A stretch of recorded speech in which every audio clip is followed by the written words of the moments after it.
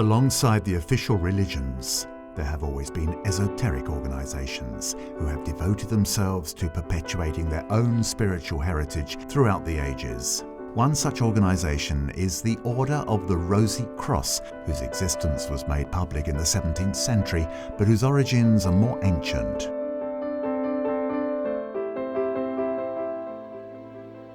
One morning in 1623, Parisians were drawn to mysterious posters that had been put up in the streets of Paris. We, the deputies of the Higher College of the Rosy Cross, do make our stay visibly and invisibly in this town by the grace of the Most High, towards whom turn the hearts of the just.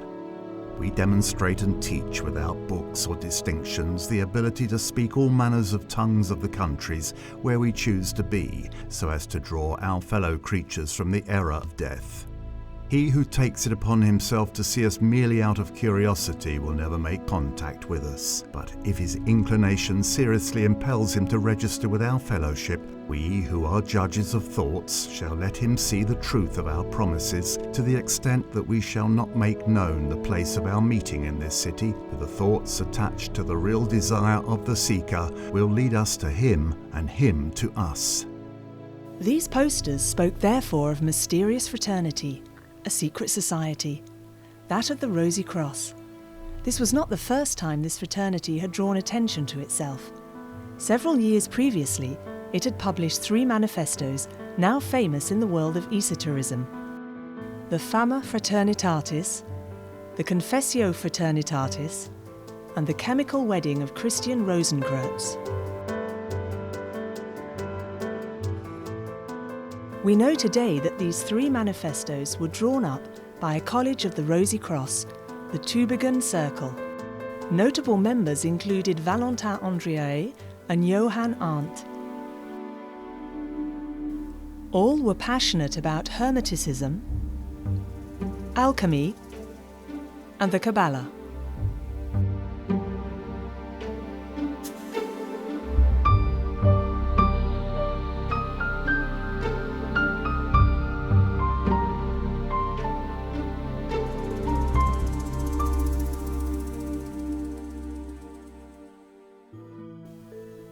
The Fama Fraternitatis, published in 1614, addressed political and religious leaders as well as scientists of the time. While giving a somewhat negative review of the general situation in Europe, it reveals the existence of the Order of the Rosy Cross through the allegorical story of Christian Rosenkreuz, from his journey around the world before founding the Rosicrucian fraternity to the discovery of his tomb. This manifesto called for a universal reform.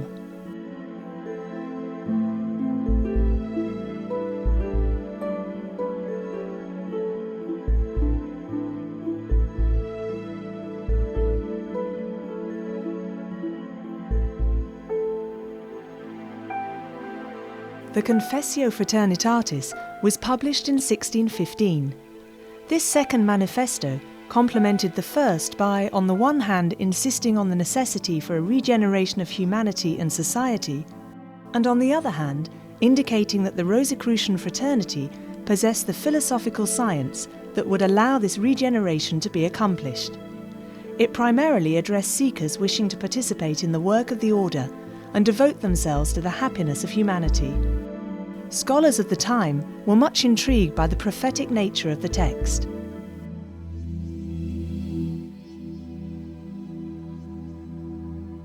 Using a style quite different from that used in the first 2 manifestos, the Chemical Wedding of Christian Rosenkreuz, published in 1616, told of an initiatory journey that represented the quest for illumination. This 7-day journey took place for the most part in a mysterious castle where the wedding of a king and a queen was to be held. In symbolic terms, the chemical wedding told of the spiritual path that leads an initiate to achieve union between his soul, the bride, and God, the husband. As historians, thinkers and philosophers alike have pointed out, the publication of these 3 Rosicrucian manifestos was neither insignificant nor untimely.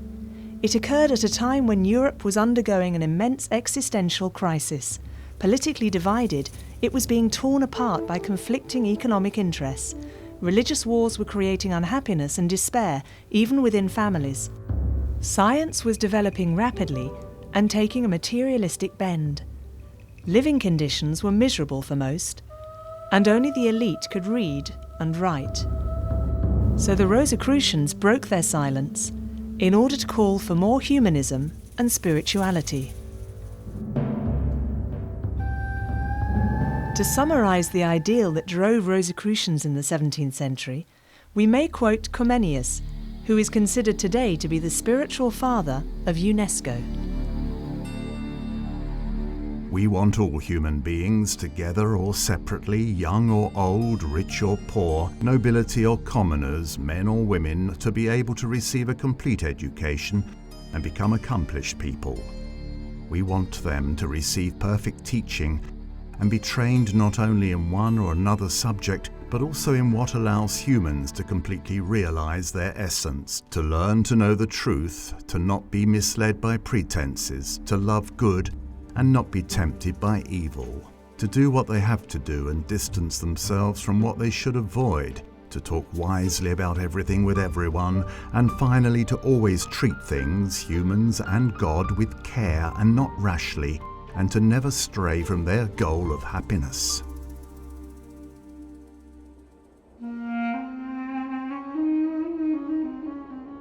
Although it is true that the historic origins of the Rosy Cross date back to the 17th century, it would appear that its traditional heritage goes back much further. Some esoteric historians date it back to ancient Egypt, to the time of Amenhotep IV, better known under the name Akhenaten, who was the first to establish monotheism in Egypt. The majority of Egyptologists agree that mystery schools existed during this era. These were schools where one studied the mysteries of the universe, of nature, and of humankind itself. Such study gave rise to Gnosis, a secret knowledge that was perpetuated over the centuries. From Egypt, ancient wisdom is said to have spread to ancient Greece via the Pythagoreans, then to ancient Rome by the Neoplatonists. The alchemists of the Middle Ages inherited it and finally passed it on to the Rosicrucians in the 17th century. Indeed, in one of his books, Michael Mayer, who was a member of the Rosicrucian fraternity at the time, wrote, "Our origins are Egyptian, Brahmanic, derived from the mysteries of Eleusis and Samothrace, the Magi of Persia, the Pythagoreans and the Arabs."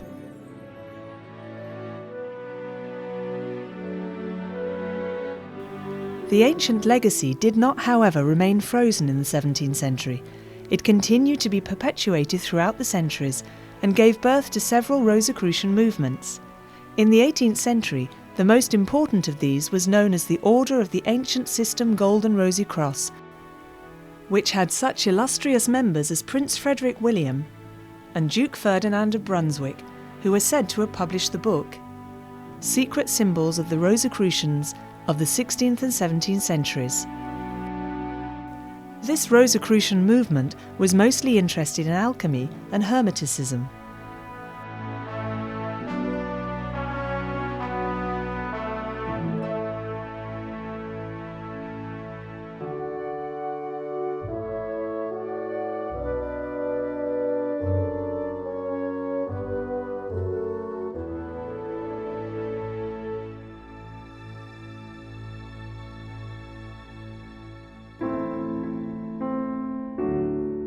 In the 19th century, it was the Kabbalistic Order of the Rosy Cross, founded by Stanislas de Gaeta and Josephin Péladan, which attracted the most public attention. It was known particularly through the art exhibitions it organised in Paris. Famous symbolist painters such as Ferdinand Knopf, Émile Bernard, a friend of Toulouse-Lautrec and Gauguin, Georges Lefebvre, Jean Delville, Charles Féligier and Eugène Grasset presented their works at these shows. In the words of Péladan, the aim of this Rosicrucian order was to restore in all its splendour the cult of the ideal with tradition as its basis and beauty as its means. It is worth mentioning that the musician Eric Satie was a member of this order and that he composed the Sonnerie de la Rosicrucian during this period. Since the beginning of the 20th century, the ancient mystical order Rosicrucis has been the largest of Rosicrucian movements.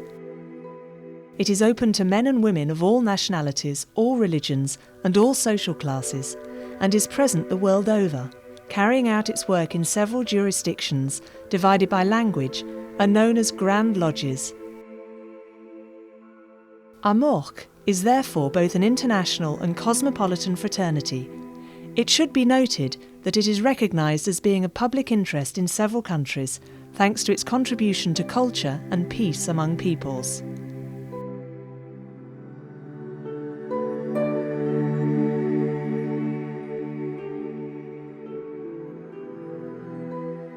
The primary purpose of Amorque is to pass on teachings that are both cultural and spiritual. This is presented in written form over 12 degrees. In conjunction with this, members may, if they wish, meet in lodges to carry out group works founded on the oral tradition of the order, as was done in centuries past. It is also in these lodges, whose decorum is usually inspired by ancient Egypt, that initiations to the different degrees may be received.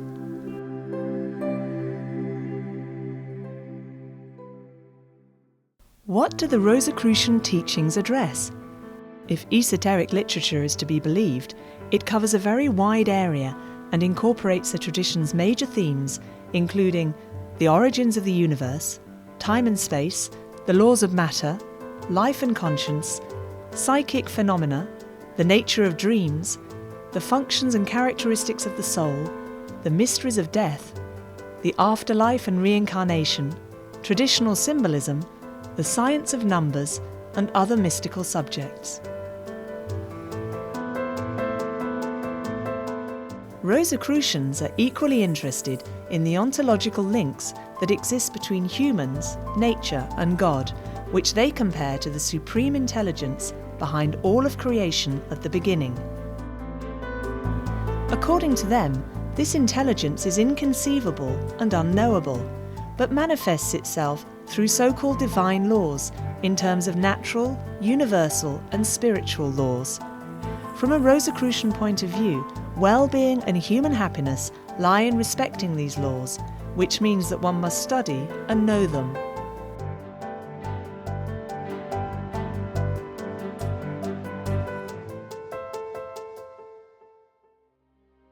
Parallel to its own teachings, the Rosicrucian Order advocates a philosophy founded upon spiritual alchemy.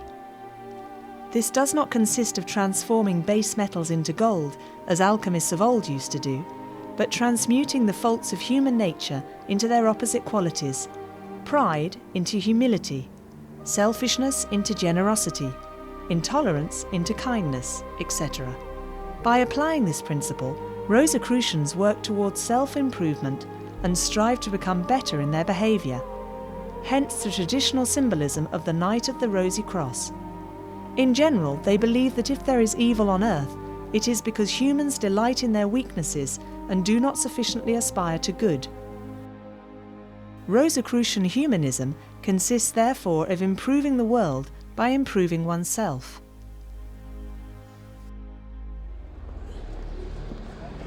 Amorque, preoccupied by events in the world and anxious to contribute to its development, published in March 2001 a fourth Rosicrucian manifesto, the Positio Fraternitatis Rosicrucis.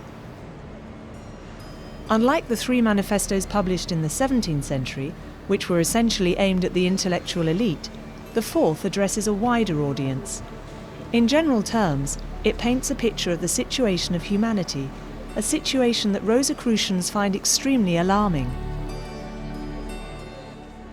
Indeed, they believe the world has become too individualistic and materialistic, which explains the many crises now faced by it. In addressing this crisis, they therefore call for greater humanism and spirituality, which in their view is the way forward to causing the earth to become a place of peace, harmony, and fraternity.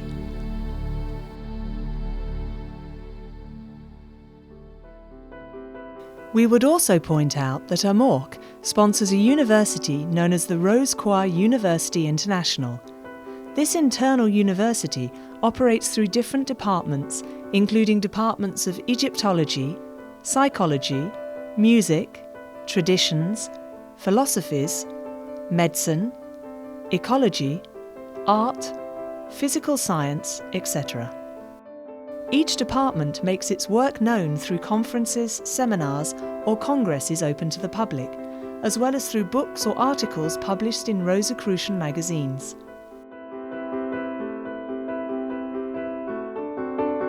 The main aim of the RCUI is to promote a spiritual culture and establish a bridge between mysticism and science, in the light of the past and with the prospect of a future open to knowledge.